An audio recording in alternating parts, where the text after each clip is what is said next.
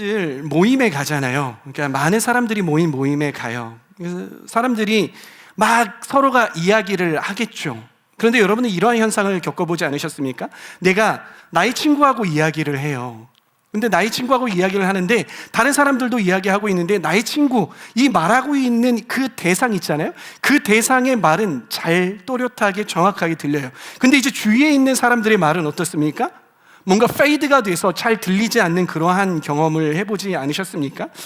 유희상 전도사님이 알려주셨는데요, 이러한 현상을 모르고 뭐라고 하냐면 칵테일 파티 효과라고 해요. 칵테일 파티 효과, 여기 앞에 나왔죠. 이러한 게 칵테일 파티 효과라고 한답니다. 여러분, 우리의 뇌는요, 소리가 들어오면은요, 그 소리를 자기가 알아서 분류를 해요.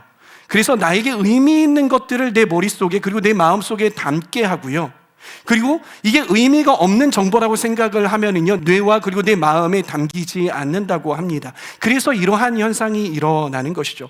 결국 내가 무엇을 듣는지는, 그리고 내가 그 무엇을 들어서 내 마음에 담는지는 무엇에 달려있냐면은 나의 선택에 달려있다, 나의 마음에 달려있다라는 것을 알려주는 그러한 현상인 것이죠. 여러분, 일상 속에서 여러분들 참 많은 소리들을 듣고 사시잖아요. 그러면 여러분들의 마음 가운데 어떤 소리가 담겨 있습니까? 여러분들의 마음을 한번 들여다보지 않으시겠습니까? 여러분들의 마음에는 지금 어떠한 소리가 담겨 있습니까? 그리고 우리는 지금 설교 시간이고 설교 말씀을 듣고 있습니다. 여러분들의 마음에는 어떠한 소리가 지금 들리고 있습니까? 여러분, 잘 들어보세요. 잘 들어보세요, 여러분. 예수님께서 바닷가에 또 나아가십니다. 이 갈릴리 호수가에 나아가셨더니 정말 수많은 무리들이 또 몰려드는 거예요. 참, 이 예수님이 나타나기만 하면 무리들이 이렇게 막 몰려들죠. 예수님이 또 항상 하시던 대로 어느 또 배에 오르셨습니다. 그리고 이 무리들을 가르치기 위해서 배에 앉으셨어요. 그리고 말씀하기 시작하시는데 뭐라고 말씀하시기 시작을 하냐면 잘 들어라 라고 말씀을 하시고 예수님의 말씀을 시작을 하십니다. 예수님이 하시는 말씀이 무엇이었냐면 이런 말씀이었어요. 한 사람이 씨를 뿌리러 나갔다. 근데 씨를 뿌리러 나갔는데 여러 곳에 씨를 뿌렸어요. 어디에 씨를 뿌렸습니까? 첫 번째는 길가에 씨를 뿌렸다. 그리고 두 번째는 돌짝밭에 씨를 뿌렸다. 그리고 세 번째는 가시밭에 씨를 뿌렸다. 그리고 마지막에 어디에다가? 좋은 땅에다가 씨를 뿌렸다. 그런데 어디에만? 바로 좋은 땅에만 이것이 30배, 60배, 100배의 결실을 맺었다라고 말씀을 하십니다. 그리고서는 말씀을 끝내버리셨어요. 그런데요, 제자들은요, 예수님께서 하신 그 말씀이 무슨 말인지 이해할 수 없었습니다. 그래서 예수님께 다시 찾아가서 묻습니다. 예수님께서 아까 비유를 들어서 말씀을 하셨는데 예수님께서 하신 말씀이 무엇입니까? 라고 물어보았던 것이죠. 그래서 예수님께서는 이렇게 설명을 해주십니다. 씨를 뿌리는 사람은 무엇이냐? 말씀을 전하는 것이다. 그리고 길가에 뿌려졌다는 것은 말씀을 듣기는 하지만 사탄이 그 즉시 말씀을 빼앗아가는 것이다 라는 거예요. 그럼 오늘날로 말하면은요, 이렇게 설교 시간에 말씀을 듣지만은요 집중이 안 되는 것입니다. 설교의 내용이 이해가 안 되는 것이에요. 왜 그렇습니까? 사탄이 그것을 빼앗아갔다라고 하는 것이죠. 그리고 두 번째 돌짝밭에 뿌려졌다라는 것이에요. 이 돌짝밭에 뿌려졌다는 것은 말씀을 들어요. 말씀을 듣는데 은혜를 받습니다. 그렇죠? 은혜를 받아요. 그러나 그 뿌리가 없어서 환난이나 박해가 일어나면 쉽게 시험에 드는 사람, 이러한 마음을 뜻하는 것입니다. 어떠한 사람이 이러한 사람일 수 있습니까? 은혜를 받았어요. 은혜를 받았지만은요, 어려움이 닥치면은요, 말씀을 잊어버려요. 금방 이 말씀이 선포가 되어서 은혜를 받았는데 그 말씀을 잊어버리고 다른 것들을 선택을 해요. 힘들어요. 그러기에 세상적인 방법을 택하고요, 나의 방법을 택하는 그러한 경우를 보고 바로 이 돌짝밭에 뿌려졌다는 것이죠. 그리고 세 번째는요, 가시덤불에 뿌려졌죠. 가시덤불에 뿌려졌다는 것은 무엇입니까? 세상의 염려와 재물의 유혹, 욕심이 말씀이 자라나지 못하게 막아서 열매를 맺지 못하게 하는 것이에요. 여러분 한번 생각을 해보세요. 가시덤불이 가득한 이 밭이에요. 근데 그 밑에 씨앗이 떨어졌어요. 근데 싹은 틔우기는 했어요. 싹은 틔우기는 했다고요. 그런데 이 싹이 점점 커가면서 힘있게 자라야 되는데 이 가시덤불이 햇볕을 막아요. 그리고 위로 올라갈 때 가시덤불이 너무 가려져 있어서 뚫고 올라오지 못하는 그러한 형상을 말하는 것이죠. 우리가 말씀을 들을 때요, 말씀을 들었어요. 그리고 그 말씀을 우리의 삶 가운데 적용하려고 노력을 해요. 그런데 우리의 마음 가운데 어떠한 마음이 있냐면 두 가지의 마음이 있는 거예요. 하나는 말씀대로 살려고 하는 그 마음이 있는가 반면에 또 한켠의 마음은 어떤 마음이에요? 내가 좀 세상을 누리고 싶은 거예요. 내가 좀 나의 쾌락대로 살아가고 싶은 그런 마음이에요. 이 두 가지의 마음이 내 마음 속에서 계속 충돌을 해요. 두 마음을 품었죠. 그런데 이 말씀이 승리하는 것이 아니라 무엇이 승리한다고요? 세상의 가치관과 그리고 나의 욕심과 나의 쾌락을 향한 나의 이 욕구가 승리를 하는 것이에요. 그러니까 내 삶 가운데 30배, 60배, 100배의 결실을 맺을 수가 없다라는 것이죠. 그런데 마지막에 좋은 땅에 뿌려졌다라는 것은요, 말씀을 듣고 받아들여서 30배, 60배, 100배의 결실을 맺는 것이라고 말씀하고 있습니다. 이 말은 무엇이냐면요, 우리가 말씀을 들을 때 말씀에 잘 귀 기울이는 거예요. 그렇죠? 말씀에 잘 귀 기울이는 거예요. 그리고 그 말씀을 삶으로 실천해 나가는 사람, 순종하고 실천해 나가는 사람, 이 마음 밭을 보고 바로 좋은 땅에 뿌려졌다라는 것을 말한다라는 것입니다. 예수님께서 이 말씀을 통해서 강조하시는 것은요, 단순히 우리가 말씀을 귀로 잘 들어라 이 수준에서 머무는 것이 아니라 어떻게 해야 된다? 그 말씀을 내 삶 가운데 순종하고 잘 살아내야 한다라는 것을 말씀하고 계시는 것이죠. 그래야 삶 속에서 풍성한 열매를 맺을 수 있다라고 말씀을 하고 계세요. 그런데 여러분, 우리는 이 말씀을요, 주일학교 때부터 너무나도 많이 들어와서 잘 알고 있어요. 말씀을 들을 때는 내가 집중해서 들어야지, 내 귀로 잘 들어야지, 그리고 귀로만 잘 듣는 것이 아니라 어떻게? 내 마음으로 들어야지, 마음으로 들을 뿐만이 아니라 내 삶 가운데 이 말씀을 살아내야지라는 것을 우리는 너무나도 잘 알고 있다라는 것입니다. 아닌가요? 아니에요? 아니에요? 다 알고 있잖아요. 너무 많이 들어왔어요. 다 알고 있어요. 그런데요, 오늘 우리가 함께 주목해보고 싶은 것은요, 우리가 너무나도 잘 알고 있는 이 씨 뿌리는 자의 이 비유에 대한 내용을 다시 한번 여러분들에게 리뷰하고 싶은 것이 아니라 예수님께서 이 말씀을 전달하신 방식에 대해서 여러분들과 함께 나누어 보고 싶습니다. 예수님께서 전달하신 방법이 무엇입니까? 어떠한 방식으로 전달하셨어요? 바로 비유법을 통해서 전달을 하고 계시죠. 여러분, 비유법을 사용을 할 때에는요, 어떨 때 사용을 합니까? 비유법을 사용할 때는요, 내가 전달하고자 하는 이 정보가, 그렇죠? 내가 전달하고자 하는 이 정보가 더욱더 효과적으로 저 사람에게 가서 전달되어야 했으면 하는 그러한 바람과 그러한 목적으로 비유법을 사용을 한다고요. 비유법뿐만이 아니라 우리가 사용하는 강조법들이나 수사법들이 다 그러하기 때문에 이것들을 전달을 이렇게, 방식을 이렇게 선택을 해서 전달을 한다라는 거예요. 그런데요, 오히려 예수님께서는 이 비유를 가지고 설명을 하셨는데 사람들이 이해하지 못하도록 주님께서 전달하신 것을 우리가 볼 수 있는 거예요. 정말 그럴까요? 말씀을 한번 보도록 하겠습니다. 마가복음 4장 10절에서 11절 말씀을 우리 고개 들어서 앞에 스크린 보고 크게 한번 읽도록 하겠습니다. 시작. 예수께서 혼자 계실 때에 예수의 주위에 둘러있는 사람들이 12 제자와 함께 그 비유들이 무슨 뜻인지를 예수께 물었다. 잠깐 여기서 제자들이 이해했습니까? 제자들이 이해했어요? 아니요, 이해하지 못했다라는 것을 알 수 있어요. 그러면 제자들이 이해를 못했다면 무리들이 다 이해했을까요? 아니요, 그러지 못했다라는 것이죠. 다시 11절 계속해서 읽습니다. 시작. 예수께서 그들에게 말씀하셨다. 너희에게는 하나님 나라의 비밀을 맡겨주셨다. 그러나 저 바깥 사람들에게는 모든 것이 어떻게 들린다고요? 수수께끼로 들린다라고 말씀하시래요. 수수께끼로 들린다라고 말씀을 하세요. 어떻습니까? 예수님께서 실수로 예수님의 표현력이 약해서 비유법을 사용해서 못 알아듣게 하신 게 아니라는 것을 우리가 알 수 있어요. 예수님께서 일부러 의도적으로 비유법을 사용해서 저들이 잘 알아듣지 못하도록 그렇게 전달을 하신 거라는 거예요. 왜 그러셨을까요? 예수님께서 왜 밖에 있는 사람들이 잘 이해하지 못하도록 하나님 나라, 우리 그렇잖아요. 하나님 나라에 대해서 전파할 때에 어떻게든 자세하게 풀어주려고 이야기를 하는데 예수님은 그러지 않으셨다고요.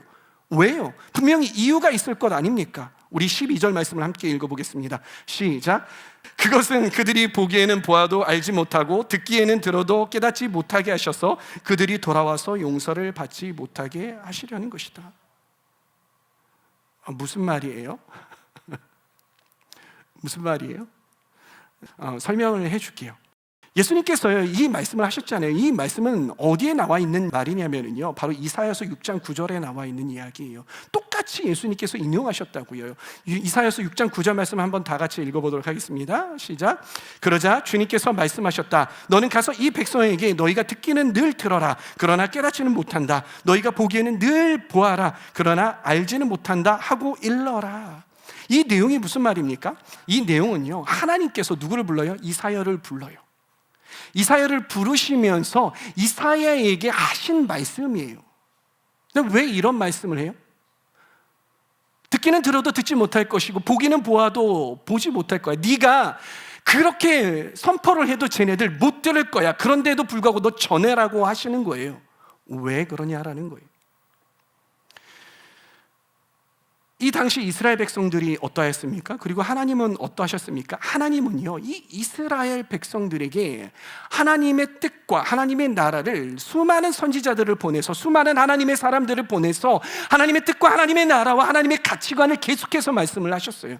그러나 이들이 들었어요? 안 들었어요? 안 들었다고요. 끝까지 안 들었어요. 안 들으니까 어떤 일이 일어납니까? BC 722년 북이스라엘이 아수르에 의해서 폭삭 망하게 됩니다. 그리고 나서 남유다가 남은 거예요. 남유다도 점점 패망의 길로 가고 있어요. 그때 이사야가 이 남유다를 향하여서 선포하기 위해서 하나님께 부름받고 나선 거예요. 이 북이스라엘과 남유다 사람들, 즉 이스라엘 사람들이 무엇이 문제였을까요? 진짜 이들의 문제는 무엇이냐면 하나님의 말씀을 이들이 못 들어서가 아니었어요. 하나님의 말씀을 이해하지 못해서가 아니었어요. 듣기는 들어도 이해는 해도 그 사람들이 어떻게 했습니까? 그 말씀에 순종하려고 하는 마음이 없었다라는 거예요. 순종하려고 하는 마음이 없었던 거예요. 그렇기 때문에 하나님께서 이렇게 역설적으로 이사야에게 말씀을 하신 거예요. 하나님은요 남유다 백성들이요 자기 세상에 갇혀있는 이들의 마음 태도, 이 마음의 태도가 어떠했습니까? 너희들의 마음의 태도, 니네들 어차피 말해도 안 듣잖아. 니네들 어차피 보여줘도 안 보잖아. 내가 너희 귀에 못이 박히게 이야기해도 너희 어차피 순종 안 하잖아. 지금 너의 마음 상태가 그래. 너희들 마음 상태가 그래 라는 것을 말씀하기 위해서 이 말씀을 하신 거라고요. 그리고 예수님도 마찬가지예요. 바리새파 사람들을 비롯한 이 유대파 사람들이, 유대교 사람들이, 그리고 무리에 온 사람들이 그러했다고요. 그래서 예수님께서 이 말씀을 인용한 거라고요. 여러분, 자기 세상에 빠진 사람들 보셨습니까? 만나보셨습니까? 그들하고 대화해 보셨습니까? 어떻습니까? 자기 세상에 빠진 사람들은요, 결코 다른 사람의 이야기를요 듣지 않아요. 귀로는 듣죠.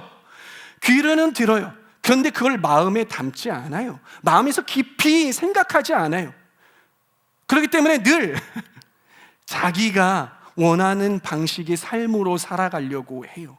누가 뭐라고 해도 오케이, 그래, 알았는데 나는 내 마음대로 살 거야 라고 그렇게 이야기하고 그렇게 간단 말이에요. 변화보다 익숙함을 선택하는 그러한 사람이죠. 그런데요, 말씀을 들을 때에도 마찬가지라는 거예요. 내 관심사에 따라서 들어요. 말씀도요, 내 관심사가 사랑과 연애면요, 거기 쪼르륵 가서 들어요. 근데 성숙과 기도와 중보기도 이런 것들을 하라고 하면 안 듣는다고. 내 관심사에 맞춰서 말씀을 취사 선택을 해요. 안 그래요, 여러분? 왜 이렇게 안 그런 것처럼 저는 안 그렇거든요 라고 쳐다보세요? 여러분, 취향에 따라서 그 말씀을 판단해요. 내가 말씀을 보는 스펙트럼이 이거면은요, 이거에 딱 해놓고선요, 조금 벗어나가면은요, 저 또 왜 저렇게 말씀하시지? 왜 저런 쪽으로 해석하시지? 안 그래요? 우리가 그런다고요. 말씀을 우리가 살아내고 순종함에 있어서도 그래요. 이 말씀이 나의 삶 가운데 풀어놔서 살아가려고 할 때 부담이 좀 적고 이 정도는 내가 할 수 있어, 이 정도는 당연히 해야지라고 생각이 되면 그 말씀에 대해서 순종을 한다고요. 그러나 부담스러워요. 그러나 대가 지불을 해야 돼요. 그러나 손해가 보여요. 그러면 어떻게 합니까? 그 말씀을 순종하십니까? 안 한다고요. 왜 그렇습니까? 자기 세계에 빠져서 그렇죠. 자기 중심적인 마음이 있어서 그런 것이죠. 여러분, 바리새파 사람들 보십시오. 예수님께서 얼마나 그들에게 말씀하셨습니까? 이 회칠한 무덤 같은 사람들이야 라고 그렇게 말씀을 하시면서, 그리고 상을 둘러엎어 가시면서 화를 내시기도 하시고요, 말씀을 전하실 때마다 그 가운데 있을 때에 비유로도 말씀하시고 여러 가지 말씀으로 하셨어요. 그들과 언쟁도 하시고 논리적으로도 따져보셨어요. 그런데 그들 예수님의 말씀을 들었습니까? 아니요, 듣지 않았어요. 그들의 취향에 따라서 그 말씀을 판단하고 그들이 해오던 틀에 따라서 그 말씀을 취사 선택을 했다고요. 그렇죠? 그렇죠? 여러분, 그런데 무리들은 어땠을까요?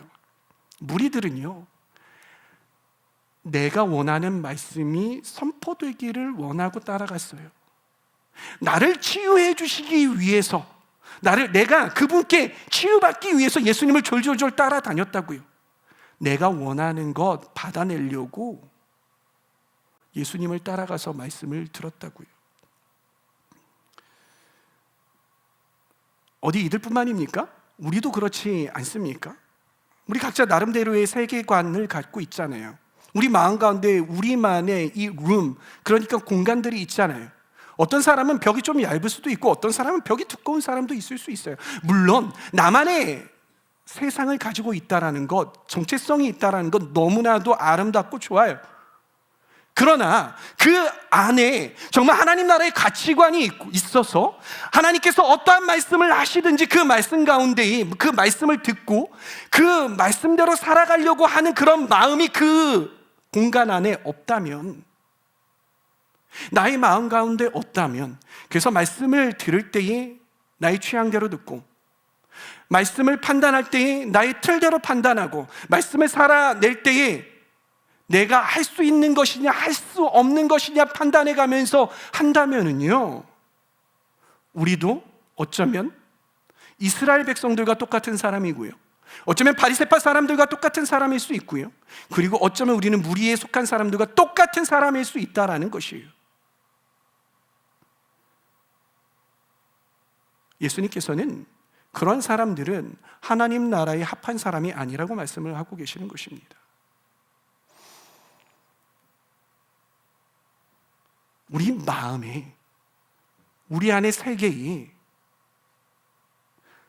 하나님의 다스림과 통치가 없다면은요, 우리는 아무리 훌륭한 설교를 들어도, 아무리 많은 설교를 들어도 변화될 수 없습니다.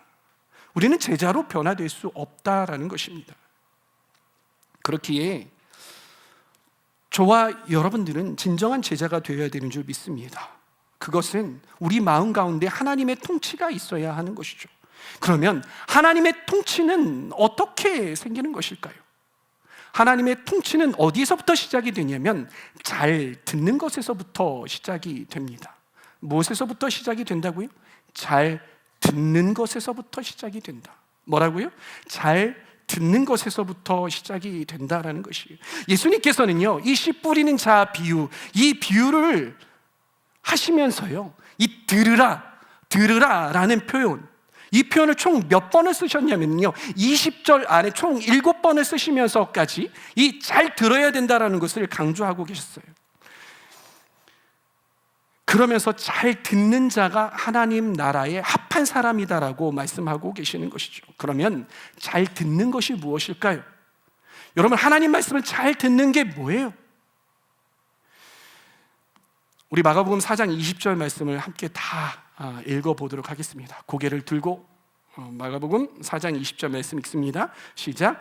좋은 땅에 뿌려지는 것들이란 이런 사람들이다. 그들은 말씀을 듣고 받아들여서 30배, 60배, 100배의 열매를 맺는다. 여기에서 이 받아들인다, 받아들이다라는 말은요, 받아들이다라는 말은 무엇이냐면은 바로 파라데코마이라는 거예요.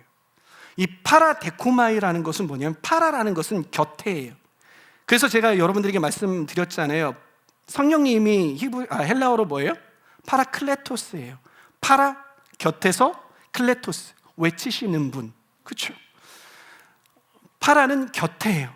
그리고 데코마이라는 것은 무슨 뜻이냐면요, 바로 환영하다라는 거예요.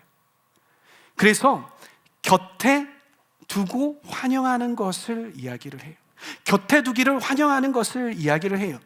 그러면 말씀을 받아들인다라는 말은 뭐냐면, 내 귀로 듣고 받아들인다라는 것은 무슨 뜻이냐면, 그 말씀을 내 곁에 두기를, 항상 내 옆에 두기를, 항상 내 삶 가운데 옆에 두기를 환영하는 거예요. 이게 잘 듣는 거라고요. 여러분, 이게 무슨 뜻인지 이해하시겠어요? 내가 잘 듣는다, 잘 받아들인다라는 것은 그냥 여러분들이 이 자리에 앉아서 눈으로 저를 보고 귀로 저희가 하는 이야기를 듣지만, 그냥 그 자리에서 듣고 그냥 끝나버리고 그냥 정청 잘했어, 이 정도 수준이 말씀을 잘 듣는 것이 아니라, 잘 받아들이는 것이 아니라, 그 말씀을 듣고 그 말씀이 나의 삶 가운데에 내 곁에 두기를 환영하는 거예요.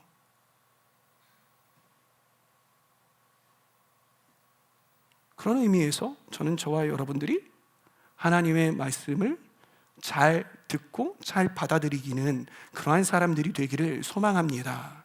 아멘. 여러분, 우리 삶 속에는요, 정말 수많은 소리들이 많아요. 그 소리 중에 우리에게 유익한 소리도 있는가 반면에 우리에게 해로운 소리도 많죠. 하나님께서 우리에게 능력을 주셨는데, 어떤 능력을 주셨냐면, 해로운 소리는 차단하고, 그리고 유익한 소리는 들을 수 있는, 그리고 내 마음에 담을 수 있는, 심을 수 있는 그러한 능력을 우리에게 허락해 주셨습니다. 사랑하는 청년 여러분, 여러분들의 마음에 어떠한 소리를 수용하시겠습니까? 하나님의 말씀에 귀 기울이는 것에서 여러분 멈추지 마시기를 바랍니다. 여러분의 마음을 활짝 열고 그 말씀이 여러분들의 삶 가운데 뿌리 내리도록 그 자리를 내어드리시는 저와 여러분들 되길 바랍니다. 그렇기에 우리 마음에 돌을 걷어내시는 저와 여러분 되길 바랍니다. 그리고 우리 마음 가운데 혹시 가시가 자라났다면 그 가시 덤불을 긁어 없애버리는, 뿌리채 뽑아버리는 저와 여러분들이 되기를 바랍니다. 그래서 여러분들의 마음의 밭을 갈아 엎으시기를 바랍니다. 딱딱하고 거친 땅이 아니라 말씀이 심겨져서 뿌리 내릴 수 있는 부드럽고 깊은 그러한 밭이 될 수 있도록 여러분들의 마음밭을 잘 준비하시기를 바랍니다. 그래서 여러분들의 삶 가운데 그 말씀이 심겨짐으로 말미암아 30배, 60배, 100배의 결실을 맺을 수 있는 저와 여러분들 되기를 간절히 축복합니다. 여러분, 주님은 지금도 여러분에게 말씀하고 계십니다. 들을 귀 있는 자들은 들으십시오.